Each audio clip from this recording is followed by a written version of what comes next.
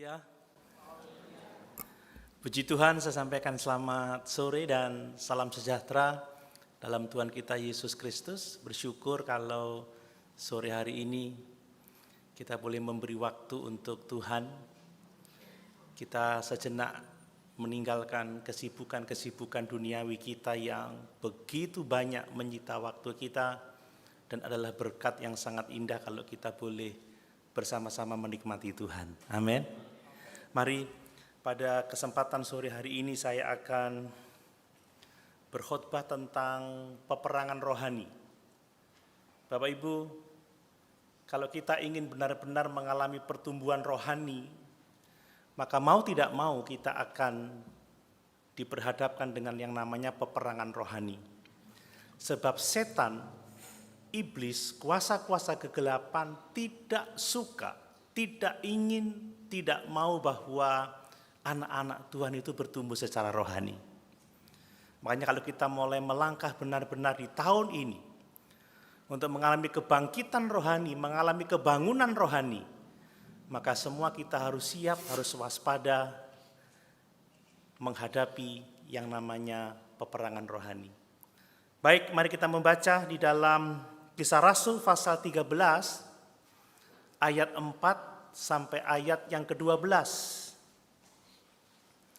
Kisah Rasul pasal 13 ayat 4 sampai ayat yang ke-12. Demikian firman Tuhan. Oleh karena disuruh Roh Kudus, Barnabas dan Saulus berangkat ke Seleukia, dan dari situ mereka berlayar ke Siprus. Setiba di Salamis mereka memberitakan firman Allah dan dalam rumah-rumah ibadat orang Yahudi. Dan Yohanes menyertai mereka sebagai pembantu mereka. Mereka mengelilingi seluruh pulau itu sampai ke Pafos. Di situ mereka bertemu dengan seorang Yahudi bernama Bar Yesus. Ia seorang tukang sihir dan nabi palsu. Ia adalah kawan gubernur pulau itu, Sergius Paulus, yang adalah orang cerdas. Gubernur itu memanggil Barnabas dan Saulus karena ia ingin mendengar firman Allah. Tetapi Elimas, demikianlah namanya dalam bahasa Yunani, atau Bar Yesus, tukang sihir itu menghalang-halangi mereka dan berusaha membelokkan gubernur itu dari imannya. Tetapi Saulus, juga disebut Paulus, yang penuh dengan Roh Kudus, menatap dia dan berkata, "Hai anak iblis, engkau penuh dengan rupa-rupa tipu muslihat dan kejahatan. Engkau musuh segala kebenaran. Tidakkah engkau akan berhenti membelokkan jalan Tuhan yang lurus itu? Sekarang lihatlah, tangan Tuhan datang menimpa engkau, dan engkau menjadi buta beberapa hari lamanya. Engkau tidak dapat melihat matahari." Dan seketika itu juga orang itu merasa diliputi kabut dan gelap, dan sambil meraba-raba, ia harus mencari orang untuk menuntun dia. Melihat apa yang telah terjadi itu, percayalah gubernur itu, ia takjub oleh ajaran Tuhan. Haleluya. Puji Tuhan. Sebelum saya membacakan atau menerangkan teks ini, saya mau menyampaikan terlebih dahulu bahwa pengharapan itu sangat penting. Setiap orang harus memiliki pengharapan, bahkan di setiap aspek kehidupan kita. Kita bisa bayangkan hidup tanpa harapan, saudara ya. Kita paham betul bahwa seseorang yang tidak memiliki pengharapan, dia layaknya orang yang sudah meninggal dunia, saudara ya. Jadi setiap orang harus memiliki pengharapan dalam hidupnya. Bapak Ibu punya pengharapan di dalam Yesus?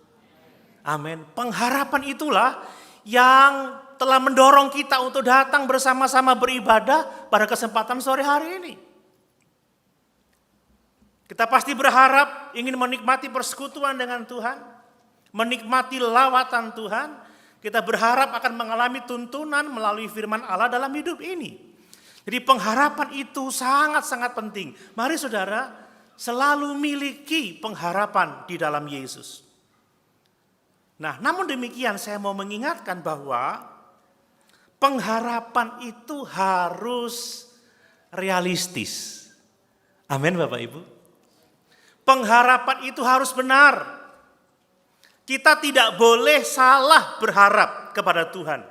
Jangan kita mengharapkan sesuatu yang tidak dijanjikan oleh Tuhan, yang tidak akan diberikan oleh Tuhan. Kita pasti akan kecewa. Sebab pengharapan yang tidak realistis, pengharapan yang tidak sesuai dengan kehendak Tuhan, pengharapan itu pasti tidak akan terpenuhi. Makanya membangun pengharapan itu harus sesuai dengan firman Tuhan. Jangan sekedar berharap tanpa kita mengenal kebenaran. Tentunya kita ingat peribahasa lama ya, peribahasa Melayu, bagai pungguk merindukan bulan. Kita semua tahu itu ya. Saudara, pungguk itu bahasa Melayu dari burung hantu. Saudara, peribahasa ini menggambarkan tentang seseorang yang merindukan atau menginginkan sesuatu yang tidak realistis. Mengharapkan sesuatu yang sangat-sangat sulit. Bahkan mengharapkan sesuatu yang mustahil untuk dicapai. Bayangkan, kalau burung hantu itu berharap akan sampai ke bulan. Sepertinya masih Neil Armstrong aja ya yang sampai ke bulan ya. Kalau saya berharap ke bulan kira-kira realistis enggak Bapak Ibu? Saya berharap mau ke bulan. Tapi saya melihat bulan di mata istri saya setiap hari. Kalau saya lagi nikmati dia, di matamu, lagu lama, yang muda-muda tidak tahu. Kulihat bulan gitu ya. Tidak realistis saudara, ini sesuatu pengharapan yang mustahil untuk didapatkan.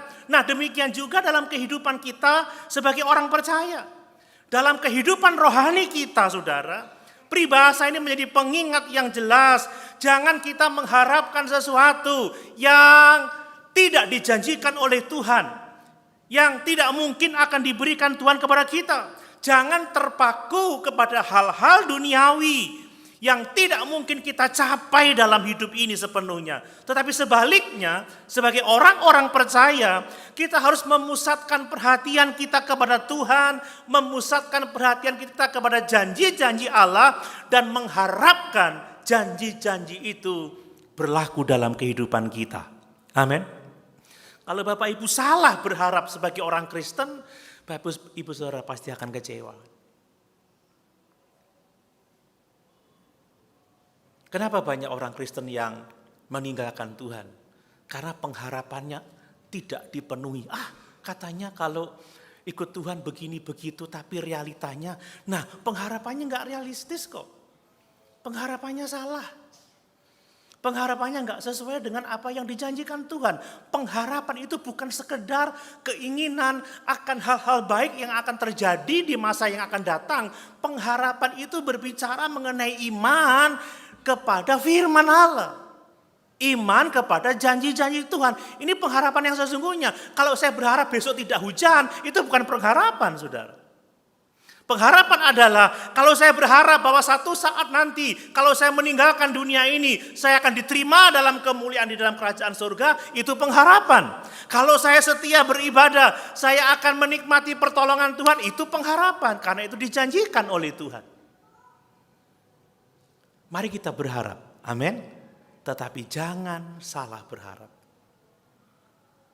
Mari kita tidak fokus kepada hal-hal duniawi yang tidak akan pernah kita dapat sepenuhnya, tetapi fokus pada janji-janji Allah. Yang kalau kita sungguh-sungguh mengasihi Tuhan, pasti itu diberikan kepada kita. Dan ini mengajarkan kita orang-orang percaya untuk memprioritaskan hal-hal rohani di atas ambisi duniawi, saudara.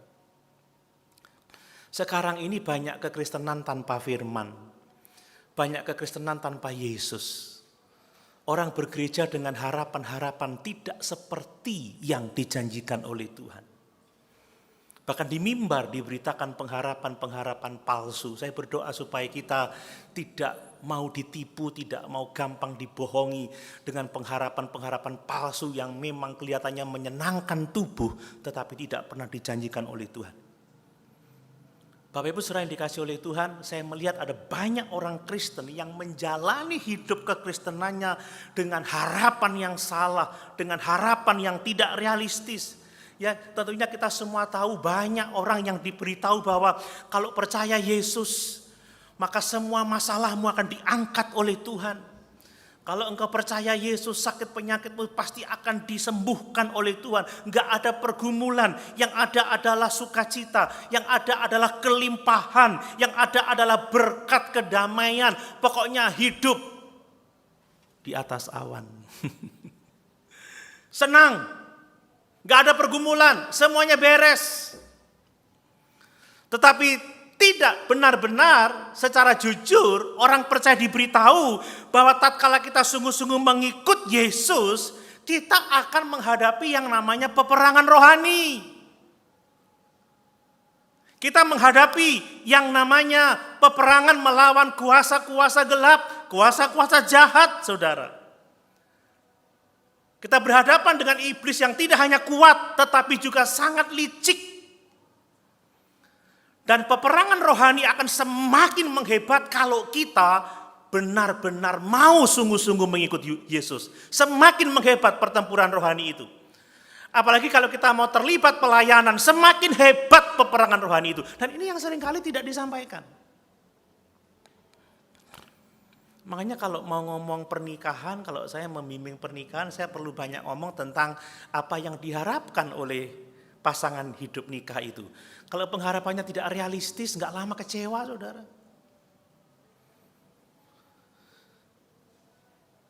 Tapi kalau pengharapannya benar sesuai dengan firman Tuhan, dia pasti akan bisa menjalani pernikahannya dengan baik. Demikian dengan kekristenan. Kalau kita salah berharap, kita berharap kalau ikut Tuhan utang-utangku lunas, rumah tanggaku sejahtera, pekerjaanku beres, tiap tahun penghasilanku 10 miliar, nanti tua, pensiun, jalan-jalan, menikmati hidup, saudara nggak akan pernah mengalami itu.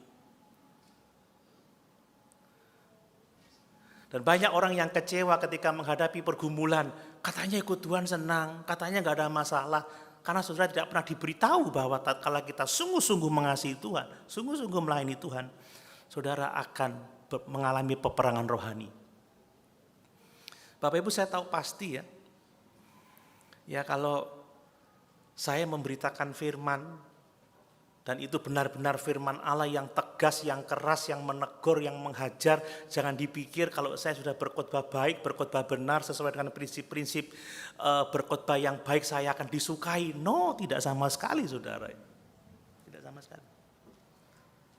Justru kalau saya lebih lagi memberitakan firman, saya tahu akan ada peperangan rohani.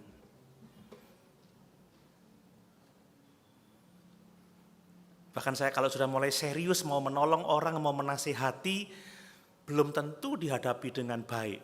Bisa membenci saya, bisa menjauhi saya, bisa mengatakan hal-hal yang buruk kepada saya. Ini realita. Mari jangan salah berharap. Amin Bapak Ibu. Dan dari ayat-ayat yang kita baca, kita belajar saudara. Bahwa tatkala kita sungguh-sungguh melayani Tuhan, tatkala kita sungguh-sungguh percaya, bertumbuh dalam kedewasaan rohani, bahkan tatkala kita mulai melakukan pelayanan seperti yang dikehendaki Tuhan, maka kita harus siap menghadapi apa yang namanya peperangan rohani. Peperangan melawan iblis, kuasa-kuasa kegelapan. Jadi jangan menjadi Kristen dengan mengharapkan bahwa segala sesuatunya akan indah, segala sesuatunya akan baik, bahwa semuanya akan lancar, tidak ada pergumulan, tidak ada beban, yang ada sukacita, senang, damai sejahtera. Jangan berharap seperti itu, kita akan kecewa. Tetapi ketika kita sungguh-sungguh melayani Tuhan, sungguh-sungguh mengasihi Tuhan, sungguh-sungguh beribadah kepada Tuhan, kita dapat mengharapkan yang namanya peperangan rohani. Amin. Ingat Paulus pernah mengatakan, barang siapa mau sungguh-sungguh beribadah, dia harus rela menderita.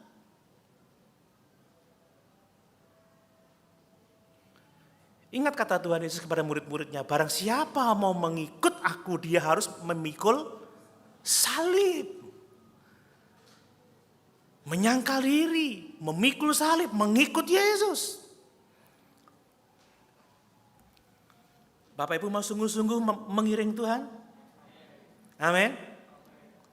Mau melayani Tuhan? Bapak Ibu harus siap menghadapi peperangan rohani.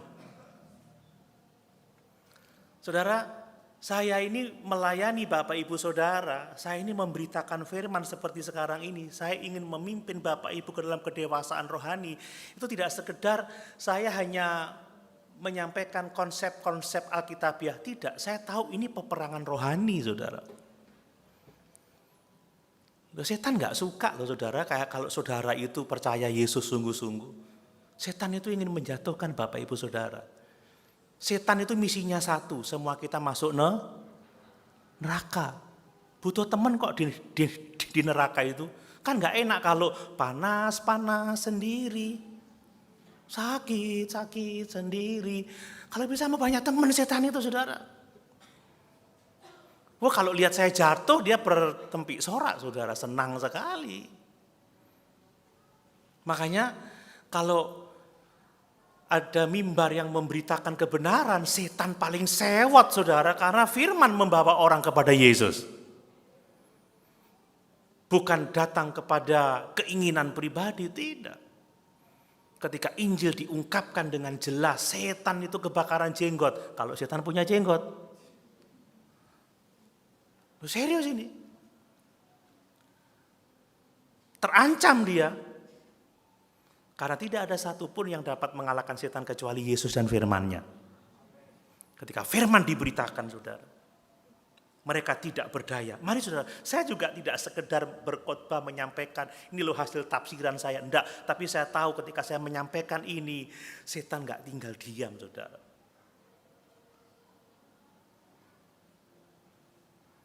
Jadi jelas dari teks ini, justru Barnabas dan Saulus disuruh Roh Kudus untuk memberitakan Injil. Dan tidak lama dari pelayanannya, dia berjumpa dengan Bar Yesus atau Elimas. Dan Barnabas dan Saulus masuk dalam yang namanya peperangan rohani. Bapak Ibu, ya mari kita memiliki pengharapan yang benar. Harapkanlah hidup yang kekal itu. Amin. Harapkanlah pertolongan Tuhan itu dijanjikan. Tetapi saudara juga bisa berharap bahwa tatkala saudara akan sungguh-sungguh melayani Tuhan, sungguh-sungguh mengasihi Tuhan, setia beribadah, saudara bisa mengharapkan peperangan rohani karena iblis tidak suka melihat saudara bertumbuh dalam iman. Iblis gak suka melihat saudara diselamatkan. Dan saat ini saya tahu dia tidak suka karena saya memberitakan kebenaran. Makanya banyak orang yang berusaha untuk membuat saya tidak berkhotbah seperti ini. Ancamannya ngeri, kalau Pak Doni khotbah gitu nggak ada yang suka loh. Nggak ada yang mau ke gerejanya lagi loh. Saudara mau cari kebenaran atau mencari kesenangan daging? Halo? Kebenaran.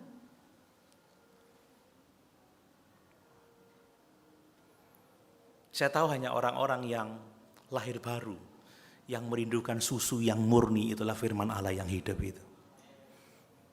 Memang sudah dinubuatkan di Alkitab, banyak yang dipanggil, sedikit yang dipilih. Ketika anak manusia datang, dia bertanya, adakah iman di bumi? Mari, saya akan menyampaikan beberapa pelajaran penting ketika mengenai peperangan rohani, saudara. Ya, saya mau menegaskan lagi, bahwa tatkala kita sungguh-sungguh mengikut Tuhan, tatkala kita mau sungguh-sungguh percaya kepada Yesus, apalagi tatkala kita mau masuk dalam pelayanan, membagikan firman, memberitakan Injil, kita pasti ada di medan pertempuran. Kita pasti akan masuk ke dalam yang namanya peperangan rohani. Dan musuh kita adalah setan, saudara. Roh-roh jahat di udara. Makhluk-makhluk rohani yang tidak kasat mata, saudara. Dia yang terus berperang melawan Tuhan dan rencananya. Dan dia berperang melawan malaikat-malaikat Tuhan. Dan dia terus memerangi orang-orang percaya. Supaya orang-orang percaya gugur imannya. Ini musuh kita, hati-hati saudara. Perjuangan kita tidak melawan darah dan daging. Tetapi melawan penguasa-penguasa jahat di udara. Itu kata Efesus 6 ayat 10-20. Setan itu dapat menghuni hati manusia. Setan itu dapat menguasai hati manusia, saudara. Hati-hati. Coba kita lihat di dalam Kisah Rasul 5 ayat yang ketiga. Ini tentang Ananias dan Safira. Kisah Rasul pasal 5 ayat yang ketiga. Perhatikan ini. Ya. Tetapi Petrus berkata, Ananias, mengapa hatimu dikuasai iblis? Ternyata iblis bisa menguasai hati manusia. Dan kalau Bapak Ibu membaca dalam Lukas pasal 8 ayat 26-39, orang gila di Gerasa itu hidupnya dibelenggu, dikuasai oleh setan-setan. Ini musuh yang berat bagi kita tapi tidak berat bagi Tuhan. Amin. Makanya kita diingatkan oleh Rasul Paulus supaya kita mengenakan seluruh perlengkapan senjata Allah. Karena setiap orang yang sungguh-sungguh mengiring Yesus pasti akan digoda, pasti akan dicobai, pasti akan diserang, saudara. Makanya kata Paulus, berdoalah supaya kita dilindungi dari panah api si jahat itu. Ini peperangan real, saudara. Dan sekarang terjadi peperangan rohani itu. Karena saya tahu saat firman diberitakan, iblis mau mengambil firman itu dari hati saudara. Amin. Berapa banyak yang buka HP sekarang? Berapa banyak yang ngecek-ngecek WA-nya? Saudara, setan mau mengambil firman dari hidupmu. Berapa banyak yang pikirannya ada di luar? Ini bau sate enak sekali nih dari depan. Mau pesan sate cepat-cepat pulang. Ya, hati-hati saudara, ini peperangan real saudara. Coba lihat Efesus 6 ayat 10. Efesus 6 ayat 10.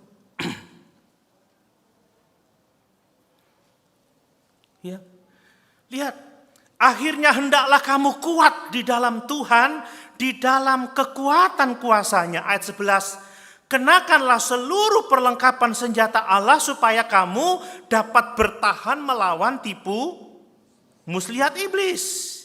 Karena perjuangan kita bukanlah melawan darah dan daging, tetapi melawan pemerintah-pemerintah, melawan penguasa-penguasa, melawan penghulu-penghulu dunia yang gelap ini, melawan roh-roh jahat di udara. Sebab itu ambillah seluruh perlengkapan senjata Allah, supaya kamu dapat mengadakan perlawanan pada hari yang jahat itu, dan tetap berdiri sesudah kamu menyelesaikan segala sesuatu. Bapak Ibu, ada peperangan rohani, amin.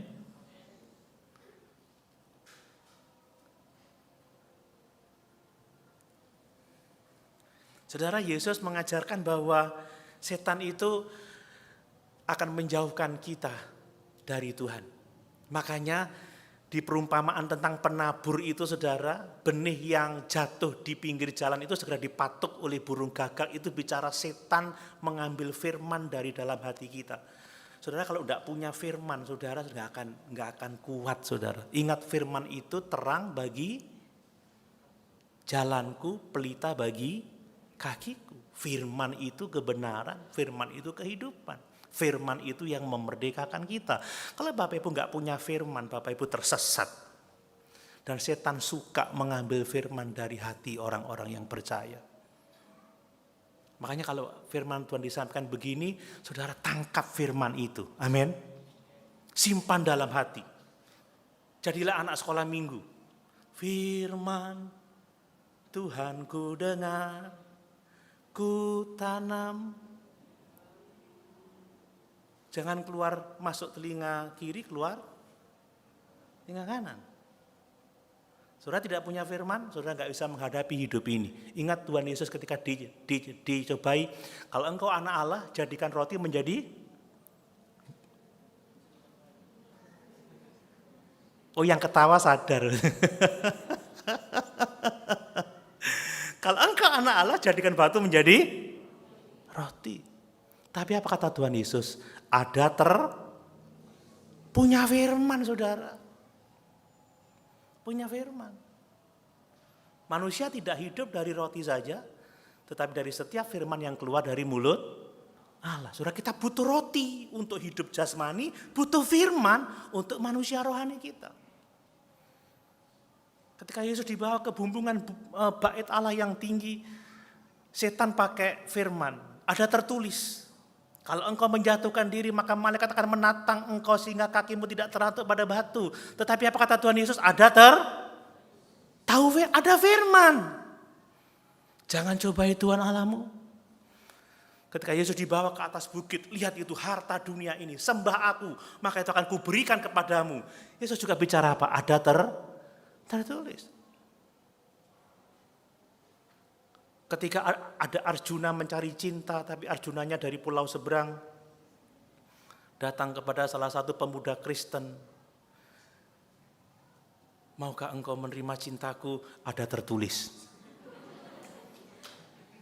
Janganlah menjadi pasangan yang tidak seimbang. Karena persamaan apa yang ada antara kamu dan aku. Nyahlah engkau dari hadapanku. Kan gitu, saudara. Kalau nggak punya firman nggak bisa. Enak-enak jalan pagi tiba-tiba ada dompet di tengah jalan.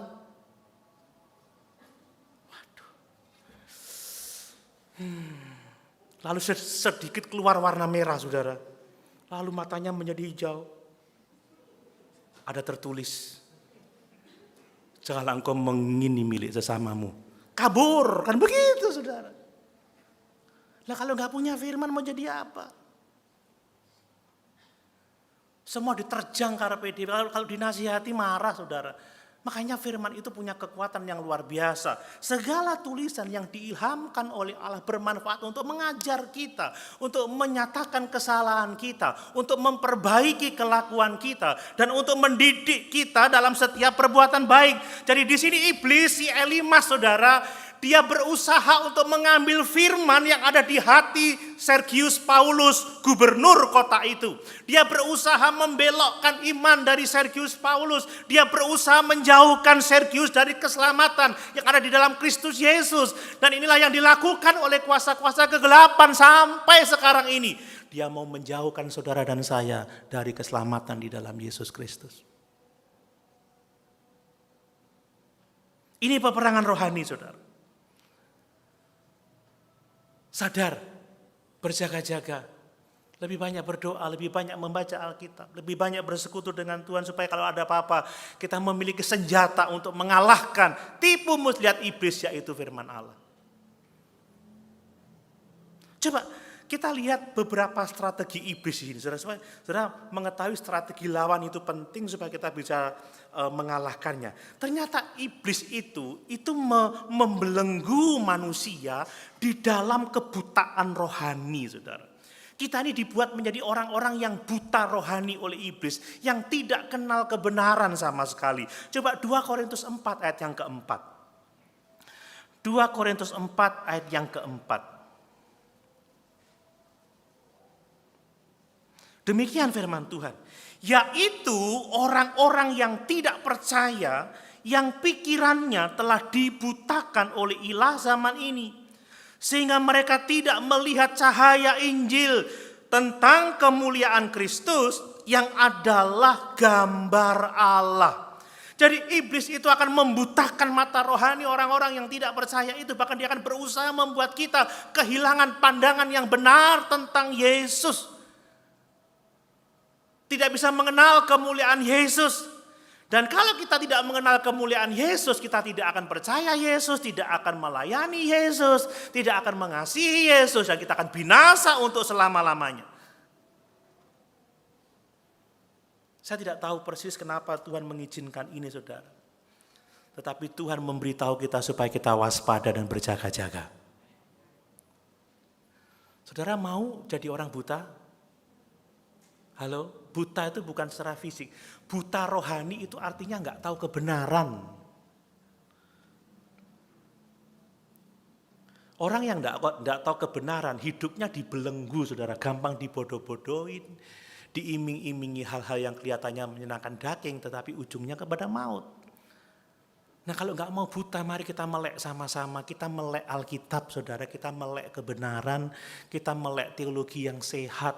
Mari kita belajar bersama-sama, bertumbuh bersama-sama, amin. Saya berjuang untuk memberitakan kebenaran, karena kebenaran itu yang memerdekakan kita. Memang makanan sehat itu nggak enak saudara, nggak pakai vitsin, gitu, nggak banyak garam, bumbunya nggak tinggi kalori, kan begitu, nggak pakai gula. Apa enake? Coba makan donat, oh enak, gula tok saudara ya.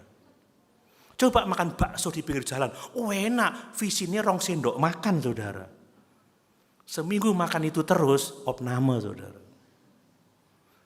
Lah kalau firman yang murni, yang mengajarkan kebenaran, nggak enak di telinga. Coba dibumbui juk-juk, yang lucu-lucu, kesaksian-kesaksian yang enak didengar, padahal belum tentu kebenarannya. Tadi malam sebelum saya berkhotbah, saya berdoa, malaikat Jibril datang menemui saya, saudara. Dia bicara malam hari ini, ada seorang ibu di ujung sana, sakit perutnya. Maka saya minta dia berdiri. Wah, senang orang lihat seperti itu. Ya Pak ya, mau saya khotbah seperti itu? Tiap minggu saya ketemu Gabriel. Bisa. Enggak bisa diklarifikasi kok. Saudara, Tuhan itu baik. Dia bawa saya ke satu danau yang warna-warni, danau 7 warna. Saya jadi ingat lagu balonku ada 7. 5 ya. Kurang berarti. Tuhan memperlihatkan kepada saya kilauan yang luar biasa. Waduh. Hati-hati saudara. Jangan mau disesatkan dengan cara-cara yang seperti itu. Saudara akan menjadi buta kalau nggak belajar kebenaran. Tetapi saudara akan bertanggung jawab terhadap kebutaan rohani kita masing-masing. Sekalipun setan yang membutakan kita, tiap kita punya tanggung jawab atas itu saudara. Jadi karena setan itu berusaha untuk membutakan mata rohani kita dan mencoba kita untuk diselamatkan di dalam Yesus, maka kita tahu saudara, siapapun juga yang menghalang-halangi kita untuk menerima Yesus sebagai Tuhan dan Juru Selamat secara pribadi, itu pasti anak iblis. Itu pasti berasal dari iblis. Seperti Bar Yesus, seperti Elimas ditegur oleh Petrus yang penuh dengan Roh Kudus. Hai anak iblis, mengapa engkau penuh tipu muslihat? Mengapa engkau membengkokkan kebenaran? Mengapa engkau terus melawan kebenaran Tuhan? Mengapa engkau berusaha untuk menghancurkan iman sahabatmu Sergius Paulus? Jadi karena setan kerjanya seperti itu, jadi kalau ada orang-orang yang berusaha menjauhkan kita dari kebenaran, itu pasti asalnya dari iblis, saudara. Jadi kalau ada pemudi gereja yang cinta Yesus, berusaha berkomitmen, mulai setia, ikut doa pagi, ikut puasa, pelayanan, tiba-tiba ada Arjuna datang dan menunjukkan kebaikan yang luar biasa. Memang kalau orang mendekati itu kelihatan baik, saudara. Lek wis kenek, nah itu aslinya gitu. Gitu. Pasti baik dia. Tapi setelah itu, setelah dia terpikat hatinya, akhirnya dia tidak lagi setia sama Tuhan, tidak lagi beribadah, tidak lagi berdoa, sudah pasti bahwa Arjuna itu adalah alat iblis. Setuju Bapak Ibu? Setuju? Kok kayak khotbahnya ustadz saya? Setuju? Ya dong, ini anak Tuhan setia loh. Datang Arjuna dipikat dengan kebaikan yang luar biasa. Nanti bulan madu di Jupiter, makan siang di bulan. Seneng tau kalau dibuat gitu-gitu. Nah, coba kalau gak ada gitu-gitunya, cemberut aja gak ada amennya. nggak ada ketawanya. Saya bisa kok gitu-gitu, tapi nggak mau, saudara. Buang-buang waktu.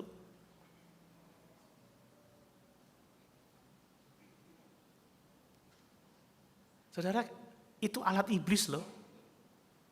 Atau ada mungkin seorang pemuda yang begitu setia sejak dia mungkin taman kanak-kanak, sudah sekolah minggu di sini, SMA, kuliah. Untung kuliahnya di UNED tidak jauh, jadi tetap kebaktian di sini. Setia, setelah itu ditawari pekerjaan dengan gaji yang sangat besar, saudara. Gaji yang menggiurkan, fasilitas rumah, fasilitas mobil. Tetapi masalahnya tidak ada waktu lagi untuk beribadah. Tidak ada waktu lagi untuk melayani Tuhan. Saya mau katakan bahwa pekerjaan itu berasal dari iblis. Karena iblis kerjanya membutakan mata rohani kita. Iblis kerjanya menjauhkan kita dari Yesus. Menjauhkan kita dari persekutuan orang-orang percaya. Saudara jangan bilang berkat Tuhan kalau saudara menjadi kaya tetapi akhirnya gak setia sama Tuhan. Itu datangnya gak dari Tuhan.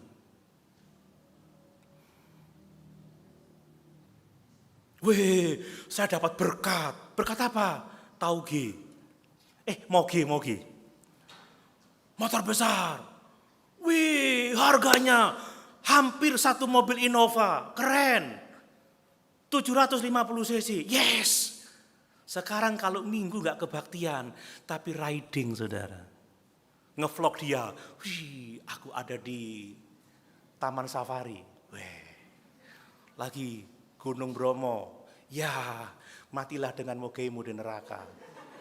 Dan saya tahu moge itu dari setan, saudara.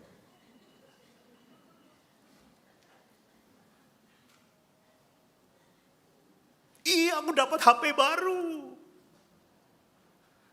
Kemudian lagi Alkitabnya dipinggirkan, TikTok terus. Tidak pernah baca Alkitabnya, HP-mu itu dari setan, saudara.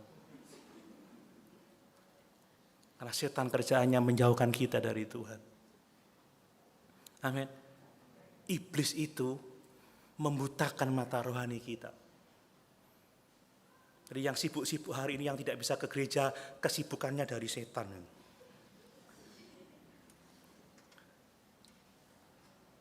Kemudian saudara lihat, iblis itu apa? Dia menipu kita. Dia penuh tipu muslihat, ya. Coba lihat ayat yang ke-10 dari Kisah Rasul pasal yang ke-13. Ya, ditulis seperti ini.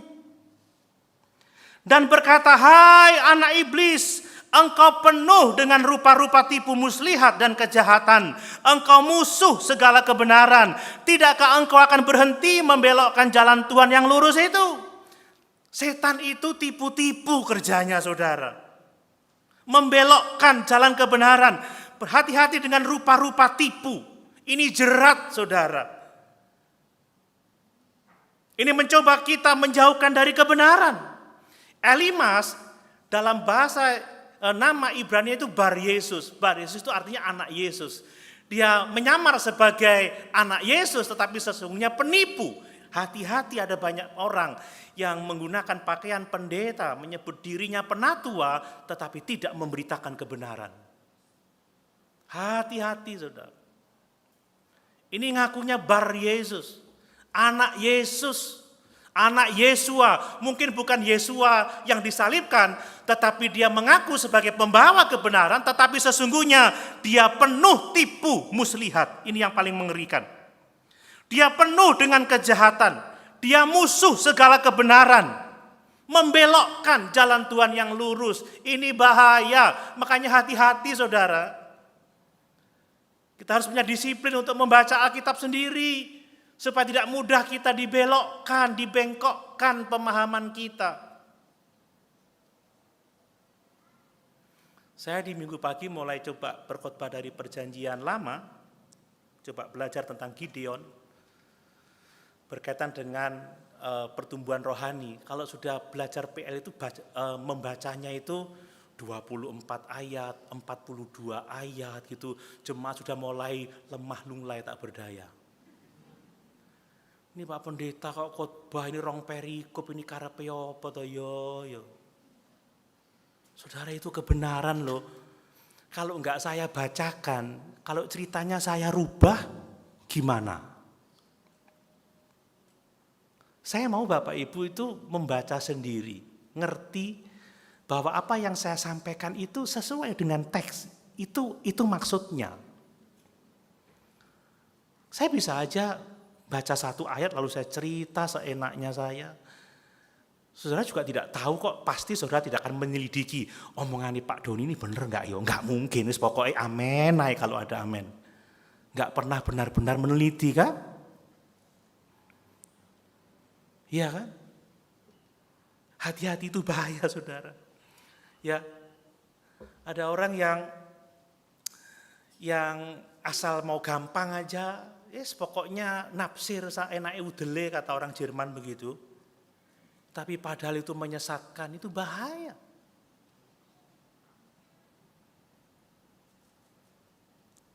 Orang yang menyamar sebagai malaikat terang tetapi sesungguhnya dia adalah penipu, pembenci kebenaran. Bapak Ibu, setan menggunakan tipu daya. Dan seringkali mereka tidak pernah memberitakan salib, tidak pernah memberitakan penderitaan, nggak pernah mengajarkan kesetiaan, nggak pernah mengajarkan pengorbanan. Yang penting ikut Tuhan, seneng, utangmu lunas, kan begitu saudara ya? Apa yang kau inginkan tercapai, engkau dapat mengembangkan dirimu, tapi nggak ada yang namanya pengabdian, penyerahan diri, itu tipuan-tipuan yang menghancurkan. Kemudian saudara, taktiknya apa? Setan itu menjauhkan kita dari kebenaran karena egois. Dia nggak mau kehilangan pengikut loh saudara ya. Saudara kira-kira setan mau nggak kehilangan pengikutnya? Gak mau saudara, gak mau. Elimas ini orang penting, sahabat dekatnya gubernur. Ya. Dia punya channel ke orang-orang banyak dan dia disebut sebagai ahli sihir, nabi palsu. Pasti kerjaannya menipu. Sergius ini lahannya saudara, bisa dia tipu. Kalau kamu mau sukses, cari ayam hitam mulus yang nggak ada warna yang lain. Cari namanya wedhus kendit. Pernah saya tahu wedhus kendit yang di perutnya itu ada lingkaran putih. Kamu harus cari ini, cari itu. Wah, dituruti saudara. Kemudian persembahanmu harus 150.221.1 sen. Sampai detail-detailan begitu. Wah, senang itu. Nurut sama. Tapi kalau sampai Sergius Paulus jadi Kristen, kira-kira mau nggak dibohongi lagi saudara? Nggak mau. Kehilangan pengikut saudara. Banyak orang saudara yang karena alasan egois, kepentingannya sendiri, mereka akan menjauhkan orang dari keselamatan. Ya, kalau Injil benar-benar disampaikan, nggak bisa tak bohongi lagi, nggak bisa aku peres lagi, nggak bisa aku manfaatkan lagi, nggak bisa aku dipuja-puja lagi. Kan gitu. Biasanya orang senangnya apa? Jadi pusat kultus, dibanggakan. Ya, rasanya kalau yang mendoakan bukan Om Doni itu rasanya nggak sek saya. Hati-hati itu kultus saudara. Ya kan? Wah kalau yang nggak ini, wah saudara. Pernah nggak Bapak Ibu saya berusaha Bapak Ibu fokus sama saya, menyenangi saya? Enggak, saya mau Bapak Ibu fokus sama Yesus, mencintai Yesus. Amin. Saya bicara serius. Ya kalau mau jadi populer itu gampang, buat yang lucu-lucu pasti disenangi saudara. Saya itu di akun medsos saya yang memberitakan firman, itu followernya sedikit. Coba pelawak saudara, waduh, followernya itu jutaan saudara. Coba kalau yang prank-prank seperti itu, aduh yang ngeprank di jalan itu followernya banyak. Tapi yang memberitakan firman gak diikuti, jemaatnya follow aja enggak. Nge-like aja enggak. Yang di-like malah yang lain. Tapi tidak apa-apa saya tidak di-like, yang penting saudara like sama Yesus. Amin. Amin. Saya nggak marah loh ya, cuman serius saja. Jadi ketika Bapak Ibu mau serius sama Tuhan, ingat Bapak Ibu masuk dalam peperangan rohani.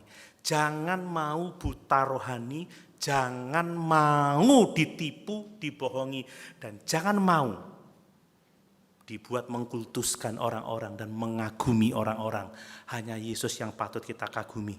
Amin saudara. Nah lalu bagaimana caranya kita menang melawan peperangan rohani? Pertama-tama adalah saudara harus penuh dengan Roh Kudus. Perhatikan bagaimana Petrus. Saudara, Petrus dia menengking istilahnya ya, istilah saya menengking Bar Yesus karena dia penuh dengan Roh Kudus. Ayat yang ke-9.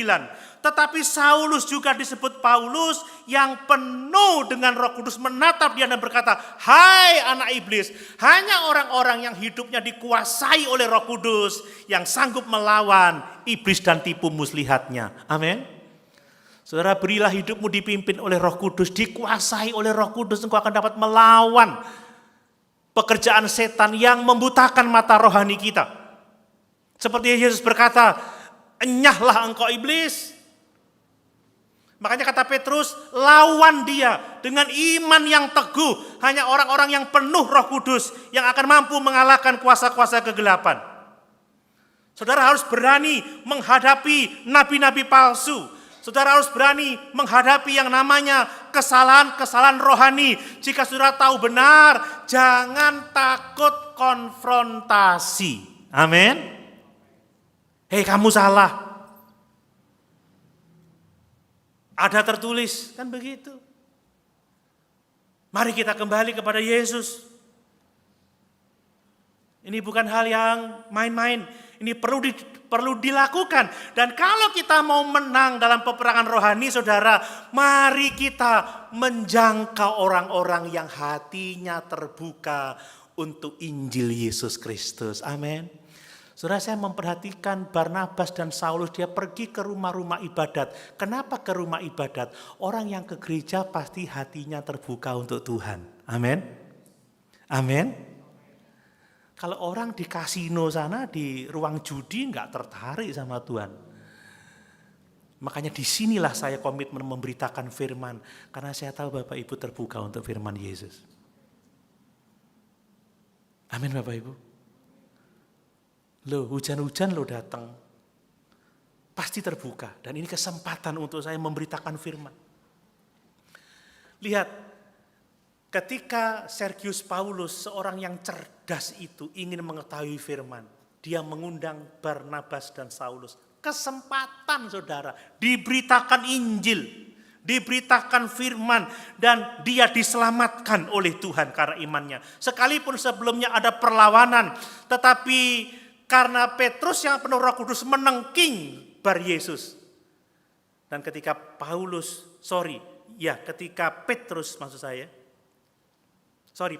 ketika Paulus mengatakan sekarang Tuhan menimpa kepada kamu hukuman, kamu akan buta untuk sementara waktu. Dan ketika dia melihat itu, maka percayalah gubernur itu kepada Yesus dan dia takjub pada firman Allah.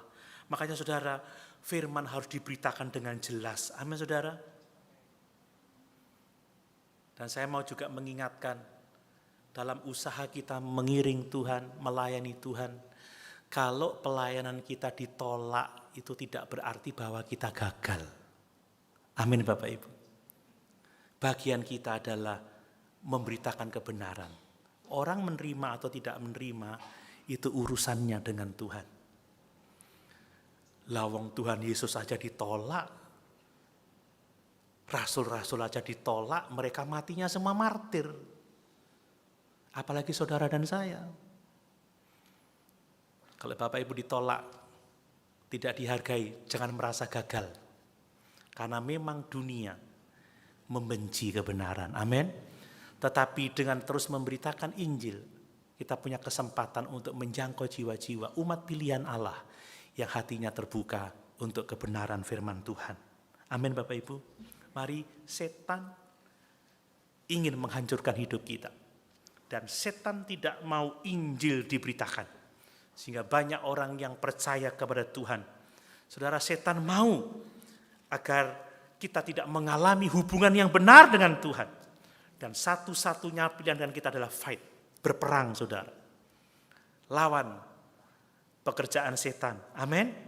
Supaya kita pada akhirnya dapat mendengar perkataan Tuhan kita yang maha setia itu. Sabaslah hai hambaku yang baik dan setia, masuklah dalam kebahagiaan Tuhanmu. Amin. Sama-sama kita berdiri.